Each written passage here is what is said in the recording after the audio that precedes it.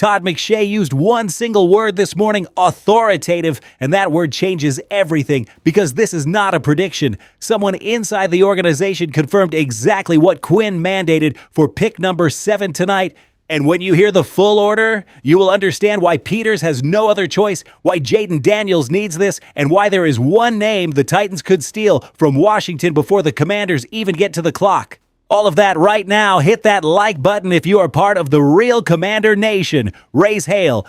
Look, in the draft world, there are rumors and there is real information. There is speculation and there are actual signals. When Todd McShay talks about a very authoritative conversation, that man is telling you someone inside or extremely close to this organization confirmed something with total conviction.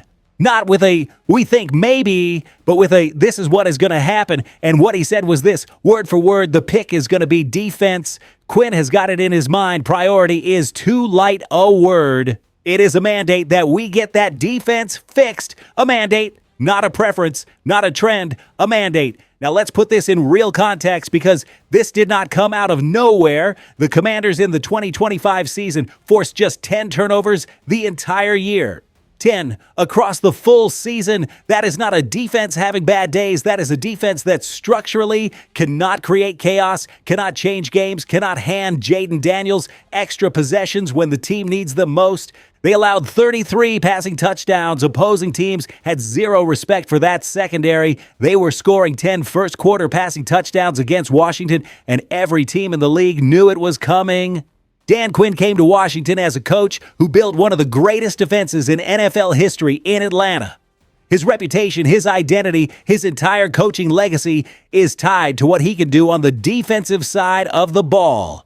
And this man watched his defense in 2025 and clearly said, no, this cannot happen again. And he turned that feeling into an organizational mandate. So when Peters says he is going with the best player available tonight, fam, understand that the translation of that in Ashburn tonight is the best player available who plays on defense. Now, the real question is, which one? And this is where things get genuinely interesting because there are multiple names in play and each one solves a different problem inside the new scheme that defensive coordinator Durante Jones is installing. Matt Miller from ESPN has been consistent all week. Sonny Styles, and not just because he is a talented prospect, but because Quinn himself, in private conversations with contacts around the league, has said that Styles is his favorite player in this entire draft class. His favorite player. That is not a casual observation. When a head coach says that days before the draft, that is practically a declaration of intent. Why Styles? Because Bobby Wagner, who is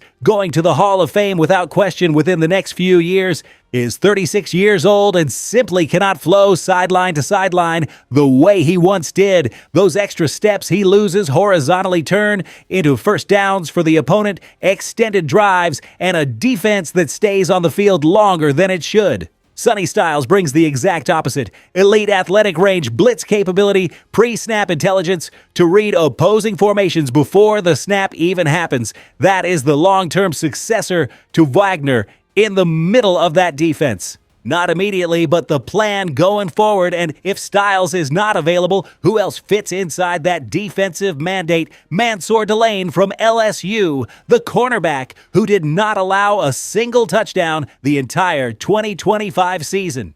Not one. In the SEC, against receivers who are going to be first-round picks themselves. That is not luck. That is technical dominance. Washington allowed opposing teams to attack their secondary from the very first quarter with total confidence all season long. Amick Robertson, with all due respect, is not the long-term answer at that position. Delane would be the perfect starting point for Durante Jones' system, the same coordinator who helped develop Byron Murphy into a top corner in Minnesota. The tactical connection there is genuinely real. And then there is Reuben Bain Jr. out of Miami, the edge rusher some analysts have dismissed over arm-length concerns, but who on tape is an absolute force.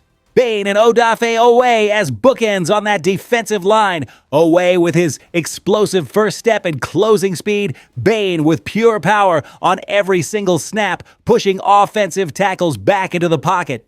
That combination is a nightmare scenario for any quarterback in the NFC East. And in that NFC East, you have Devonta Smith, Malik Neighbors, CeeDee Lamb, and George Pickens, 4 elite wide receivers that Washington is going to see 4 times every single season. If the defense does not improve dramatically, Jaden Daniels can play a perfect game and still lose those matchups. Quinn knows it. Peters knows it. That is why there is a mandate and not just a preference. Matt Miller from ESPN has been the most direct analyst this week, and he deserves credit for that. His final mock has Sonny Styles going to Washington.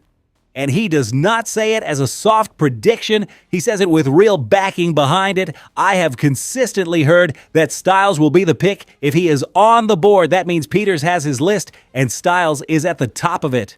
The talent profile on Styles is generational for the linebacker position. His closest pro comparison in terms of athletic profile is Fred Warner of the San Francisco 49 ERs. And if Dan Quinn could build his linebacker of the future with that kind of ceiling in Ashburn, that changes Washington's defensive conversation for the next 8 years. That is not hyperbole. That is long-term roster math done correctly. The problem, and this is very real, is that the Tennessee Titans at pick number 4 could see him exactly the same way. Robert Saleh arrives in Nashville with experience in schemes that use 3-down linebackers with elite athletic range as the centerpiece of the defense. If Saleh looks at Styles and decides to make him his Fred Warner in Tennessee, Washington is sitting there watching it happen, and the entire board reshuffles in a matter of seconds.